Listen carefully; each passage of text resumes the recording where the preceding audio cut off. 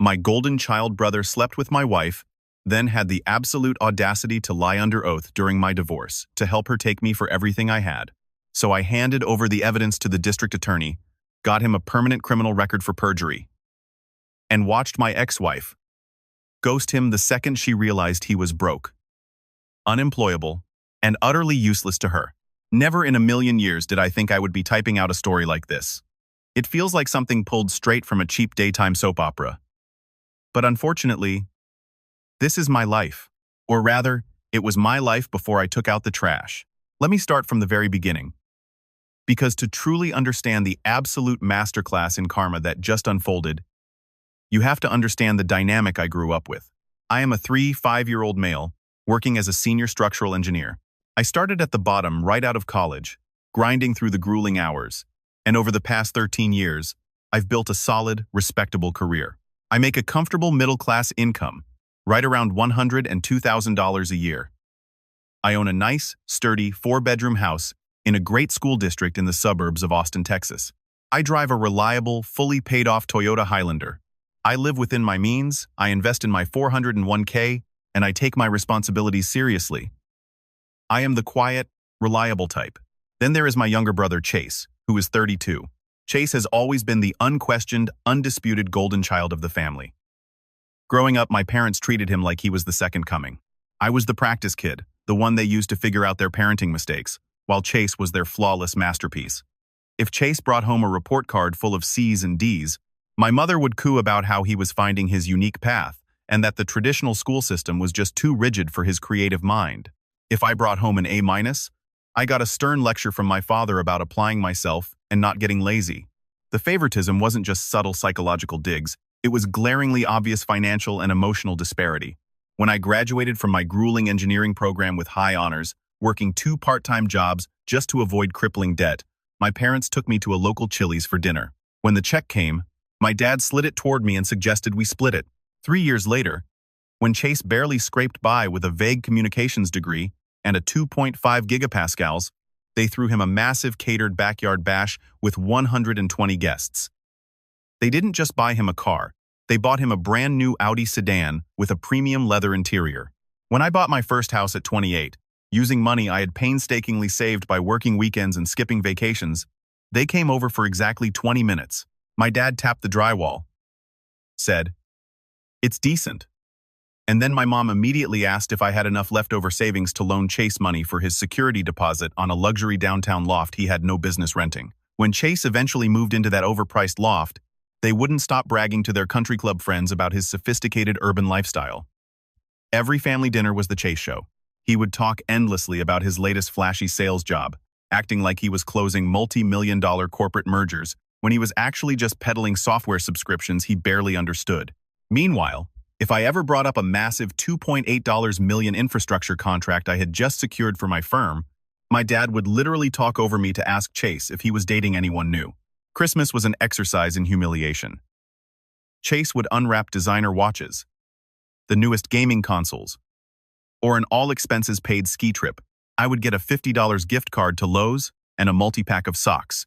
When I finally snapped in my late 20s and pointed out the blatant inequality, my mother clutched her pearls and told me I was being ungrateful, adding that Chase just needs a little more support to get his footing.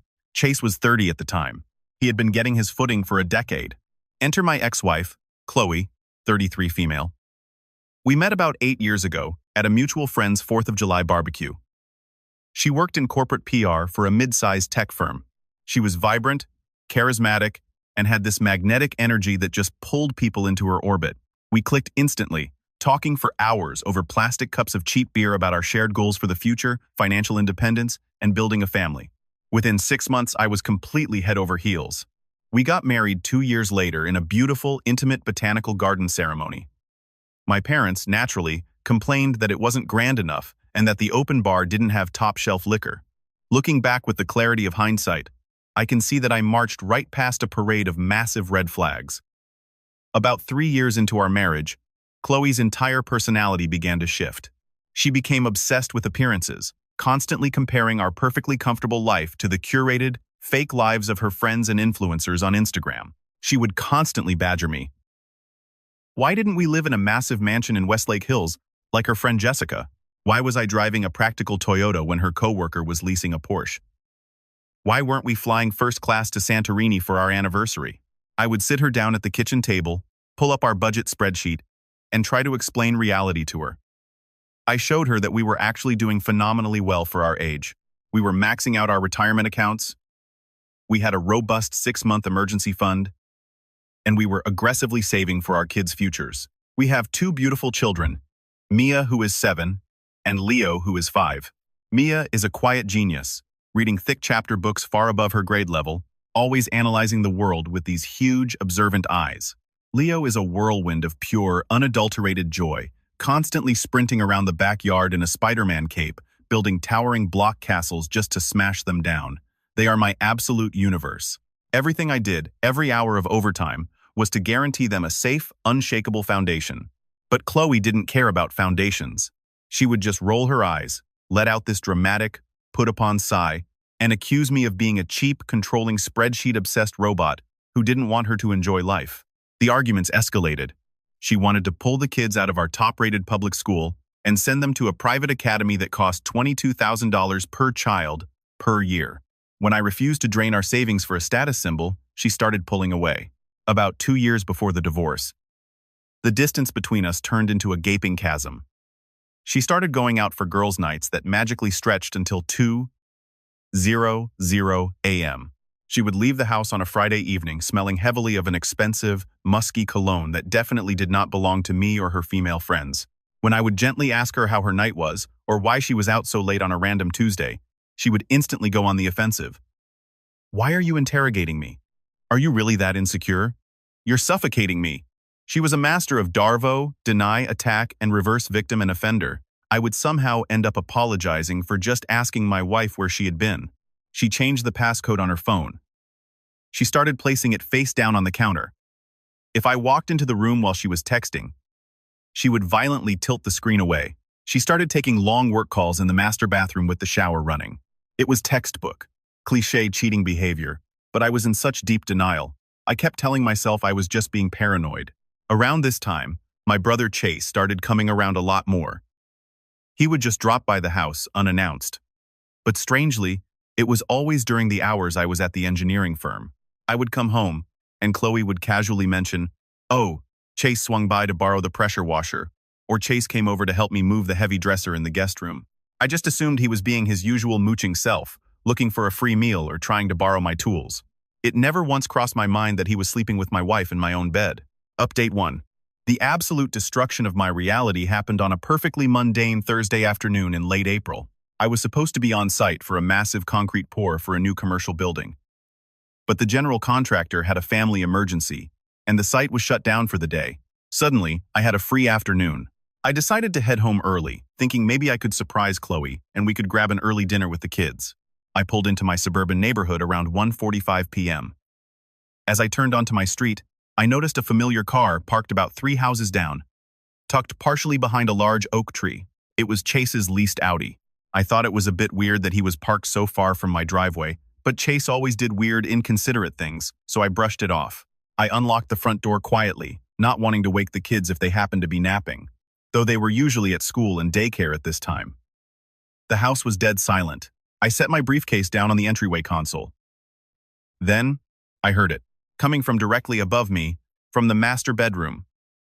The unmistakable, rhythmic thumping of the headboard against the drywall, followed by a loud, breathless moan that belonged to my wife, and a low, grunting response that belonged to my brother. I stopped breathing. The blood rushed out of my head so fast I thought my knees were going to buckle. I stood frozen in the foyer, my heart hammering against my ribs like a trapped bird. My brain, the logical, engineering part of my brain, tried desperately to malfunction. Maybe she's watching a movie. Maybe she's doing a really intense home workout. But the primal, gut instinct part of me knew exactly what was happening. I could have charged up those stairs. I could have kicked the bedroom door off its hinges, screamed until my throat bled, and physically thrown him out the window. But I didn't. I am an engineer.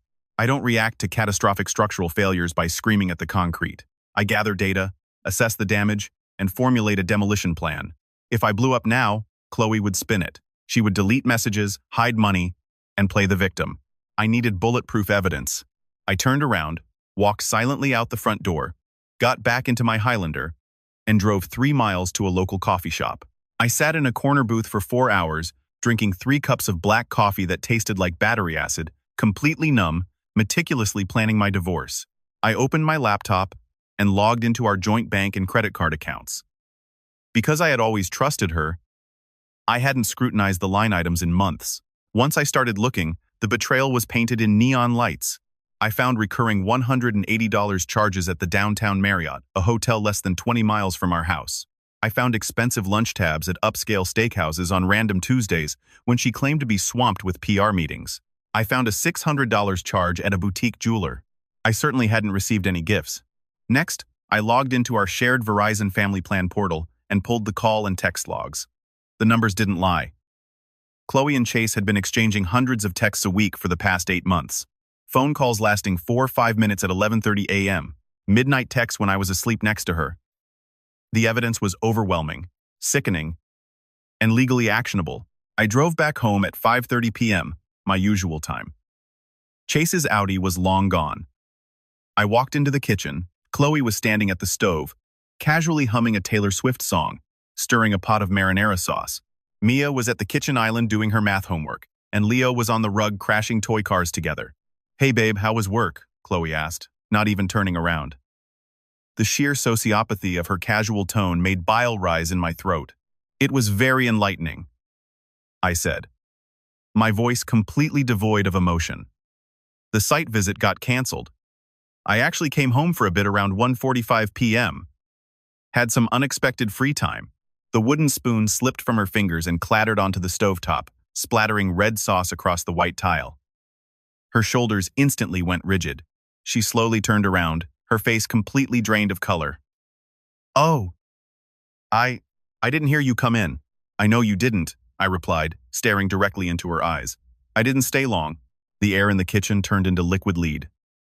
Mia looked up from her math worksheet, her big eyes darting between us, sensing the suffocating tension. "Is everything okay, Daddy?" she asked softly. I forced a warm smile for my daughter. "Everything is fine, sweetie.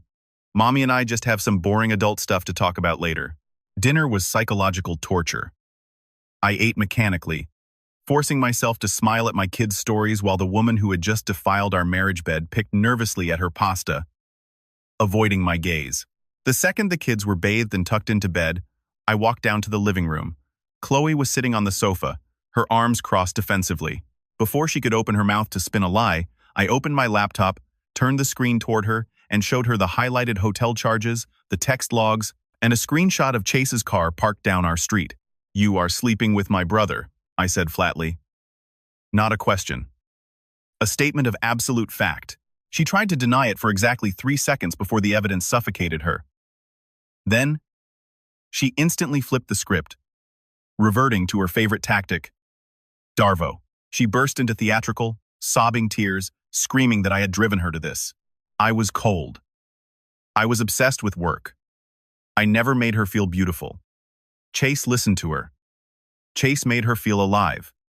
Chase was passionate and spontaneous. "Chase is an unemployed parasite living off mommy and daddy's credit cards," I replied calmly, which only enraged her further. "He has time to be spontaneous because he doesn't have a job or a mortgage. You threw away your family for a shiny piece of garbage."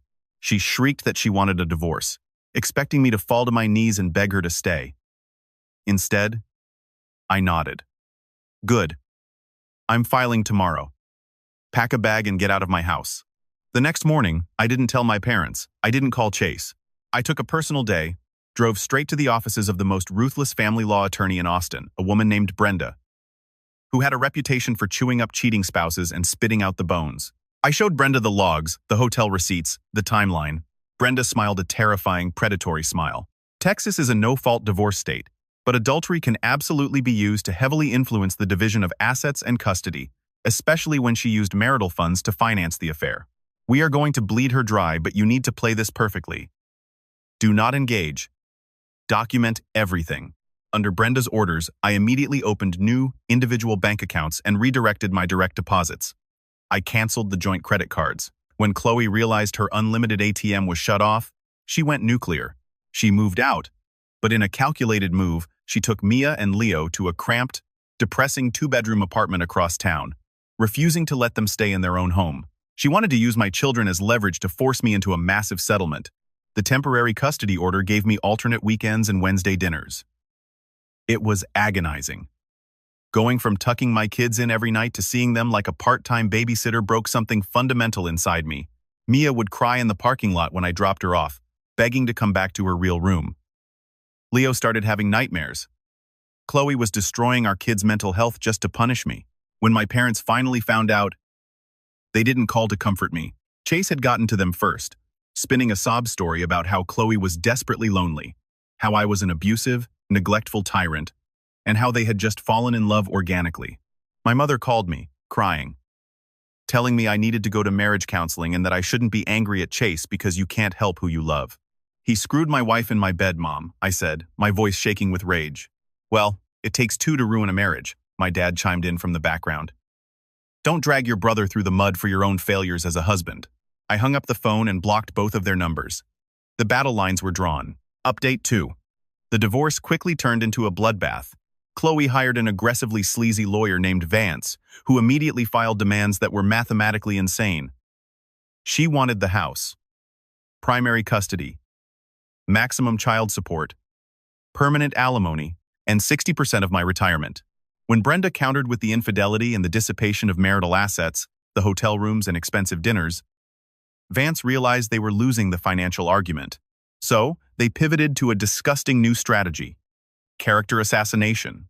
Chloe was going to claim I was an unfit, verbally abusive father who terrified the kids, and her star witness was going to be my brother, Chase. Brenda called me with the news. They're bringing your brother in for a deposition. He's going to testify under oath that you're a monster. Are you ready for this? Let him talk, I said. I knew Chase. He was arrogant, sloppy, and thought he was smarter than everyone else in the room. The deposition took place in Vance's swanky downtown conference room.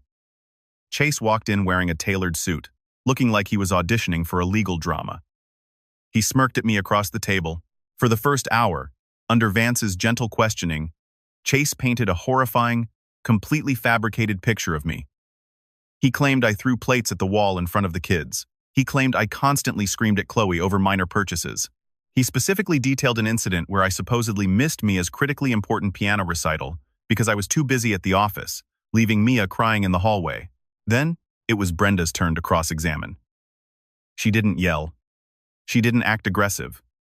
She just methodically, surgically dismantled his entire existence. Mr. Wilson, you testified that my client missed his daughter's piano recital on May 14th of last year, correct? Brenda asked smoothly. Yes. Chloe was devastated. Mia was crying. He just didn't care. Chase lied effortlessly. Brenda opened her impeccably organized binder and slid a document across the table.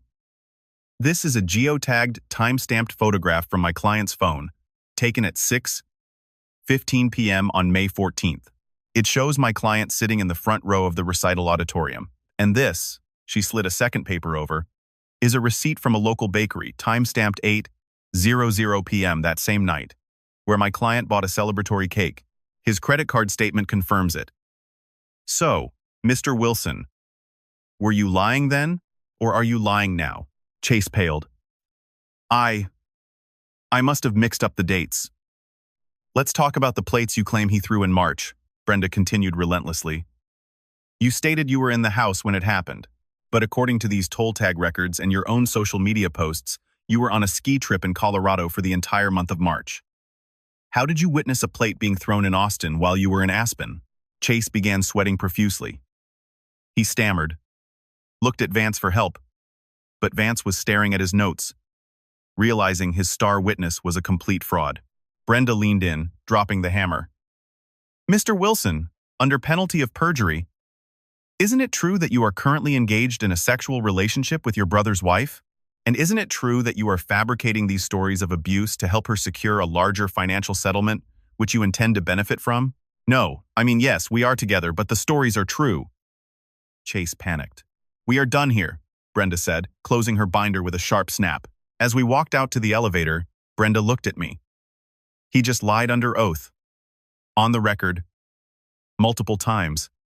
We have the absolute proof that he lied. In Texas, aggravated perjury in an official proceeding is a felony. Do you want to destroy him? I thought about my parents defending him. I thought about Mia crying in that apartment parking lot. Burn him to the ground, I said. Brenda took the deposition transcripts, the time-stamped photos, the toll records, and the financial logs and handed them directly to a contact she had in the Travis County District Attorney's office. Perjury cases are notoriously hard to prosecute because proving intent is difficult. But Chase had provided a golden ticket. His lies were specific, documented, and easily disproven by hard digital evidence. 3 weeks later, Chase was arrested at my parents' house. My mother tried to call me from a different number, leaving a hysterical voicemail screaming that I was a monster, that I was ruining my brother's life over a simple mistake. I saved the voicemail and never replied. The criminal case moved incredibly fast. Faced with overwhelming, undeniable evidence, Chase's public defender begged him to take a plea deal. Going to trial would mean facing a jury who would hate him for sleeping with his brother's wife and trying to steal his kids. Chase pled guilty to a lesser charge of third-degree perjury. He managed to avoid prison time, but the judge showed no mercy on the record. Chase was sentenced to 18 months of strict supervised probation, 250 hours of community service picking up trash on the highway in the Texas heat, and he now carries a permanent, irremovable felony conviction on his record. With Chase's credibility legally obliterated, Chloe's divorce strategy collapsed into dust. Vance tried to salvage the case, but the judge was absolutely furious. During the final hearing, the judge looked at Chloe with utter disgust.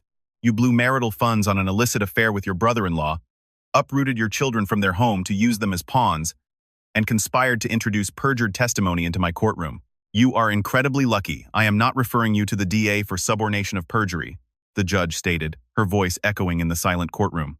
The final ruling was a total victory. I was awarded primary physical and legal custody of Mia and Leo. Chloe gets them every other weekend. And strictly supervised holidays. I kept the house, my entire retirement account, and my Highlander. Chloe was ordered to pay me $9,500 in restitution for the marital funds she wasted on hotel rooms and dinners with Chase. Because I have primary custody, she also has to pay me child support every month. But the absolute cherry on top, the beautiful, poetic justice of it all, is what happened between Chloe and Chase after the dust settled. During their affair, Chloe had painted this grand delusion for Chase. She convinced him that because Texas courts heavily favor mothers, she was going to walk away with a massive settlement, the house, and half my salary in alimony. They had planned to take my money, move down to Miami, and start this glamorous new life together. Instead, Chloe walked away with nothing but a mountain of legal debt, a tiny apartment, and a court order mandating she pay her ex-husband child support. Chase walked away an unemployed convicted felon. The very day the divorce was finalized, Chase tried to call Chloe to figure out their next steps. She blocked his number. He showed up at her apartment complex, and she threatened to call the police and have him arrested for trespassing, which would have violated his probation and sent him straight to jail. She never actually loved him. She loved the thrill of the affair, and she loved the idea of using him as a weapon against me. The moment the weapon misfired and exploded in her face, she discarded him like actual garbage. Chase's life is entirely ruined. With a felony conviction for dishonesty, no reputable company will touch him. Background checks flag him instantly. He lost his leased Audi because he couldn't make the payments. My parents eventually had to cut him off financially because defending him and paying his legal fees nearly drained their retirement savings. The golden child, the boy who could do no wrong, is now 32 years old, living in a dingy rented room, working a brutal $15 an hour graveyard shift at a customer service call center, and spending his weekends wearing an orange vest, picking up litter along I-35 under the supervision of a county sheriff. As for Chloe, her reputation in our social circle is completely annihilated. When people found out she slept with her brother-in-law and tried to frame me with perjury, every single mutual friend dropped her. She posts these desperate, sad quotes on Facebook about toxic people and new beginnings, but everyone knows she is miserable, broke, and alone. Meanwhile, I am thriving. Without the constant stress and financial drain of my ex-wife, my career took off. I secured a massive promotion to lead director of engineering, bumping my salary up significantly. I put the extra money straight into 529 college funds for Mia and Leo. We fell into a beautiful, peaceful routine. We do movie nights on Fridays, pancake breakfasts on Saturdays, and we just got back from a week-long vacation to Disney World Something Chloe always said was too tacky to do. Mia is back to her happy, curious self, devouring books and dominating her school spelling bees. Leo is playing in a local youth soccer league, and I never miss a single game. My house is quiet, safe, and filled with love. Last week, I received a long text from an unknown number. It was Chase. He had written a massive, rambling paragraph about how his court-mandated therapist told him he needed to make amends. He talked about how much he missed his big brother, how our parents were crying every day, and how he wanted to sit down and heal the family trauma. I read the message while sitting on my back porch, sipping a cold beer, watching my kids run through the sprinklers in the Texas sunset. I smiled, hit delete, blocked the number, and went back to enjoying my perfectly peaceful, drama-free life. Top comments. User 1. I am a paralegal in Texas. The way your lawyer handled that deposition is the stuff of absolute legend. Getting a cheating brother-in-law to commit felony perjury on the record and then handing it to the DA? Chef's kiss. Brenda deserves an award. User 2. The parents are the worst part of this. They created this monster by never holding him accountable, and even when he slept with your wife and tried to steal your kids, they still blamed you. Cutting them off was the best thing you could have done for your children. User 3. Chloe thought she secured the bag, but instead she secured a child support payment and a tiny apartment while her soulmate is picking up trash on the highway. This is the most satisfying karma I have ever read on this app.